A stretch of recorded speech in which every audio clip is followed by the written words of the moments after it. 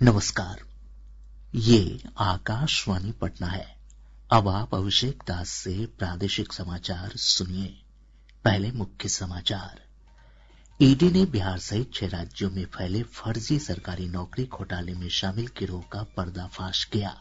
मुजफ्फरपुर और मोतिहारी में की गई छापेमारी। पटना व्यवहार न्यायालय समेत प्रदेश की कई अदालतों को बम से उड़ाने की मिली धमकी, कोर्ट परिसरों की बढ़ाई गई सुरक्षा। उद्योग मंत्री दिलीप जायसवाल ने कहा, प्रदेश के सभी सरकारी कार्यालयों में अब राज्य में बने सामान ही खरीदे जाएंगे।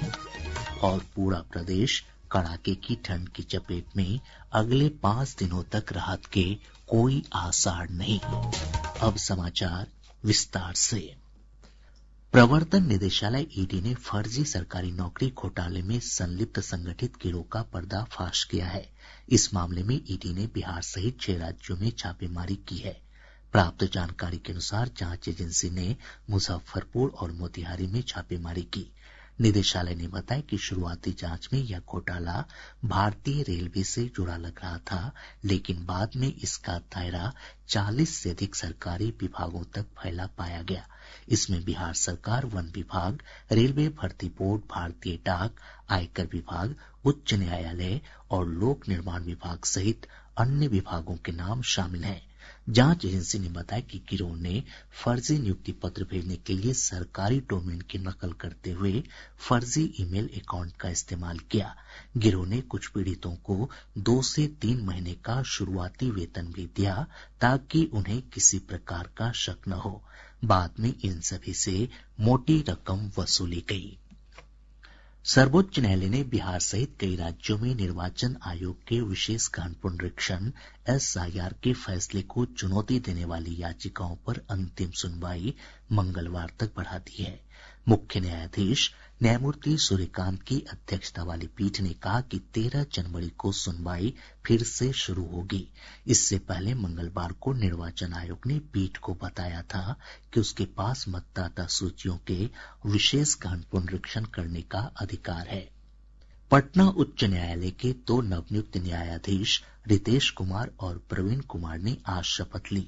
पटना उच्च न्यायालय के शताब्दी भवन में आयोजित समारोह में मुख्य न्यायाधीश संगम कुमार साहू ने दोनों नवनियुक्त न्यायाधीशों को पद और गोपनीयता की शपथ दिलाई। अब पटना उच्च न्यायालय में मुख्य न्यायाधीश सहित न्यायाधीशों की संख्या बढ़कर 37 हो गई है। बिहार की कई अदालतों को बम से उड़ाने की धमकी मिली है। ईमेल के जरिए दी गई धमकी में Patna civil court, Patna city court, Bhagalpur, Araria, Madhubani, Kishanganj और गया सिविल कोर्ट समेत कई अदालतों को बम से उड़ाने की धमकी दी गई है। कथित रूप से LTTE के सदस्य अरुण कुमार द्वारा भेजे गए इस मेल में कहा गया है कि कोर्ट परिसर में RTX प्लांट किए गए हैं और रिमोट के जरिए विस्फोट किया जाएगा। इधर धमकी के बाद सभी व्यवहार न्यायालय परिसर में बम निरोधक दस्ते की मदद से सर्च अभियान चलाया गया। कहीं से भी किसी विस्फोटक के मिलने की सूचना नहीं है। धमकी के बाद कोर्ट परिसरों की सुरक्षा बढ़ा दी गई है। प्रदेश के सभी सरकारी कार्यालयों में अब राज्य में बने सामानों की खरीदारी की जाएगी। उद्योग मंत्री दिलीप जायसवाल ने बताया कि इस संबंध में सरकार जल्द ही एक नया प्रस्ताव लेकर आ रही है। इसके तहत यह अनिवार्य किया जाएगा कि सरकारी स्तर पर उन्हीं सामानों की खरीद की जाए जो बिहार में उत्पादित हों। श्री जायसवाल ने कहा कि इससे राज्य के उद्योगों को एक बेहतर बाजार मिलेगा। बिहार में इंडस्ट्री लगाने के लिए ये आवश्यक है कि बिहार में उपयोग होने वाला सामान अगर बिहार का बना हो, उसकी क्वालिटी अच्छी हो, तो यहाँ के जो इंडस्ट्रियलिस्ट हैं, जो निवेश करेंगे, उनको मार्केटिंग आसानी से उपलब्ध होगा। पहले से भी ये पत्र निकला हुआ है, लेकिन हम लोग इसको अब एक प्रस्ताव ला रहे हैं कि इसको मैंडेटरी किया जाए, आवश्यक किया जाए, और क्वालिटी हम लोग पहले निर्धारित करेंगे। सभी विभागों के लिए ये लागू होगा कि बिहार में बिहार का बना हुआ सभी सामान उपयोग किया जाए। उप मुख्यमंत्री विजय कुमार सिन्हा ने 7 निश्चय 3 के तहत सभी सरकारी कार्यालयों में जन सुनवाई शुरू करने की नीतीश कुमार की घोषणा को ऐतिहासिक बताया है। आज पटना में संवाददाताओं से बातचीत में श्री सिन्हा ने कहा कि इससे लोगों का सरकार के प्रति भरोसा और बढ़ेगा।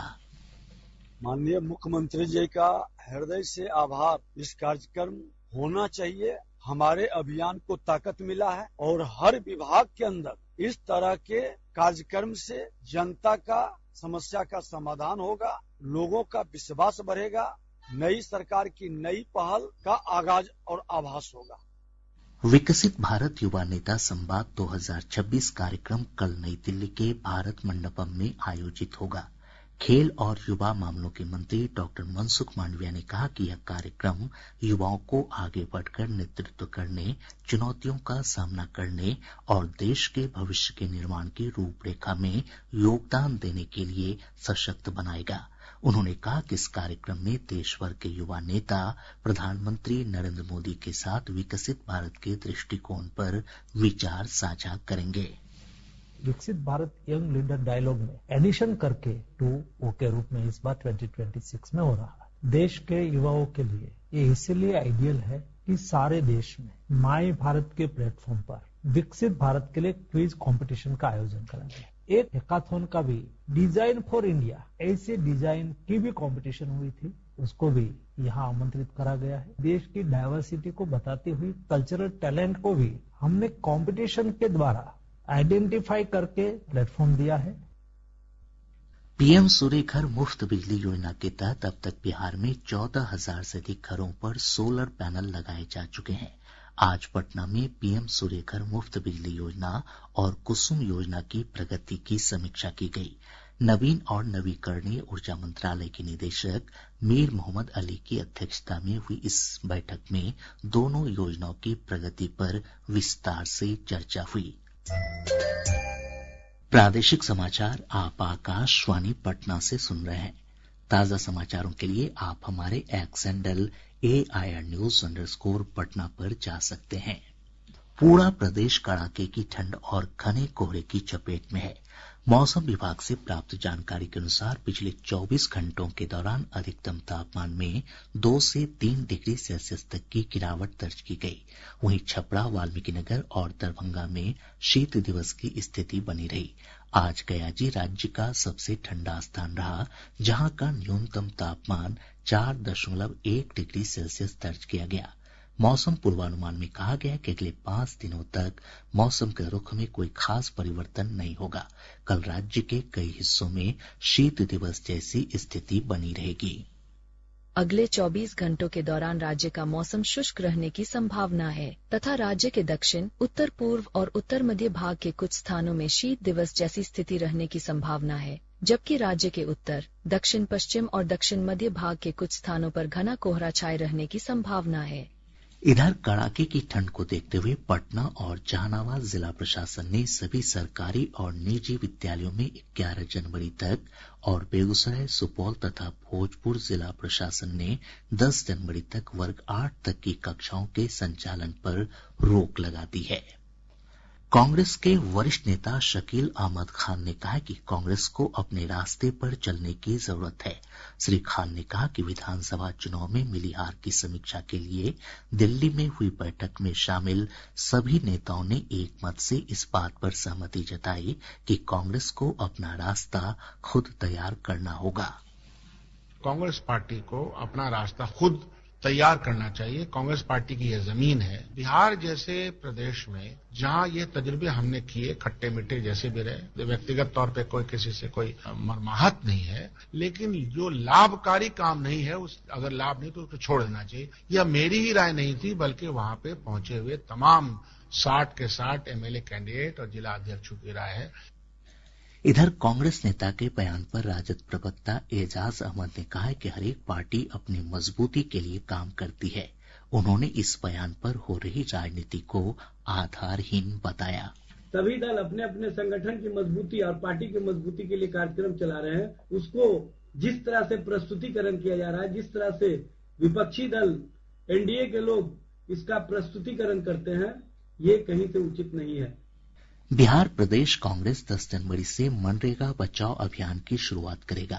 पार्टी के प्रदेश अध्यक्ष राजेश राम ने बताया कि अभियान 25 फरवरी तक चलेगा। 10 जनवरी को सभी जिले के उप विकास आयुक्त कार्यालय के समक्ष पार्टी संवाददाता सम्मेलन करेगी। वहीं 11 जनवरी को जिला मुख्यालयों में 1 दिवसीय उपवास और 12 जनवरी से 30 जनवरी तक पंचायत स्तरीय चौपाल का आयोजन किया जाएगा। 30 जनवरी को धरना का आयोजन होगा। कृषि मंत्री रामकृपाल यादव ने विकसित भारत जी रामजी योजना का विरोध करने पर विपक्ष की आलोचना की है।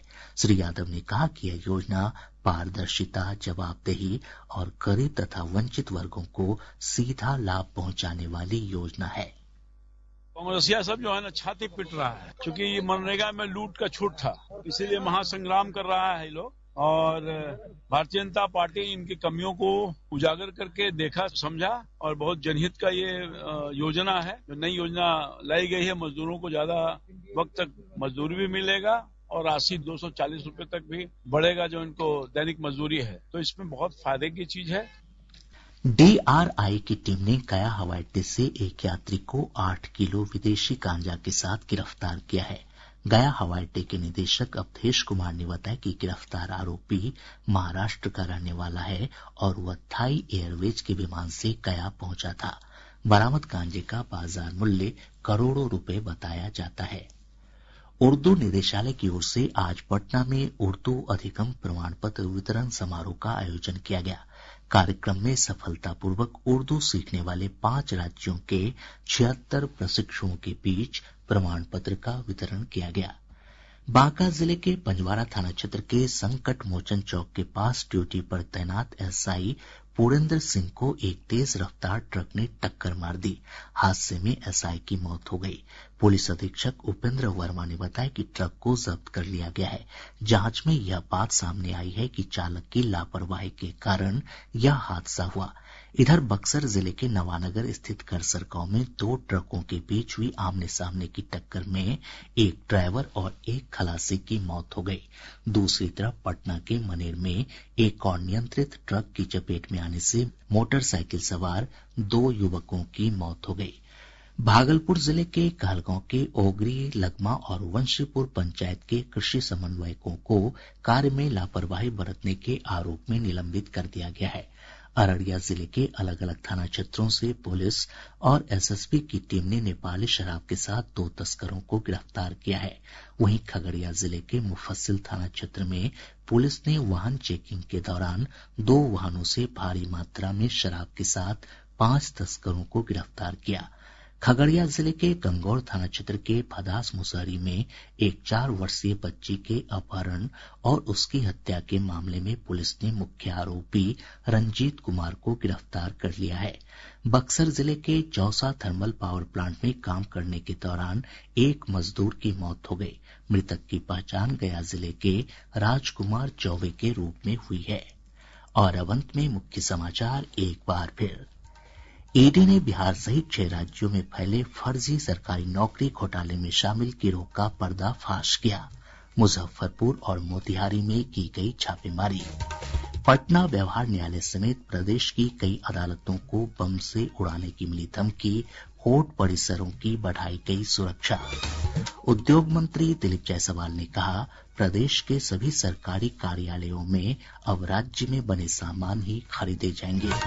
और पूरा प्रदेश कड़ाके की ठंड की चपेट में, अगले 5 दिनों तक राहत के कोई आसार नहीं। इसके साथ ही आकाशवाणी पटना से प्रसारित प्रादेशिक समाचार का ये अंक समाप्त हुआ। आकाशवाणी पटना से